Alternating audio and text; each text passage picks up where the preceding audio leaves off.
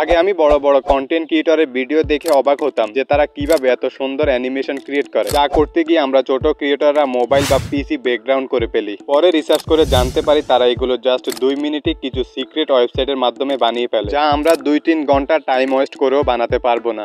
আর তারা কখনো এগুলো আমাদের বলে না। আজকের ভিডিওতে আমি আপনাদের এই ওয়েবসাইটটি রিভিল করে দেখাবো, যাতে আপনার ভিডিওটাকে আপনি প্রো লেভেলের এডিটিং করতে পারেন। ফার্স্টে আপনি গুগলে চলে যাবেন, তারপরে সার্চ করবেন অটো এ, তারপরে এই ওয়েবসাইটের মধ্যে প্রবেশ করবেন। সিম্পল ভাবে ইমেল অ্যাড্রেস এন্ড পাসওয়ার্ড দিয়ে একটা অ্যাকাউন্ট ক্রিয়েট করে নেবেন। তারপর খেলা শুরু।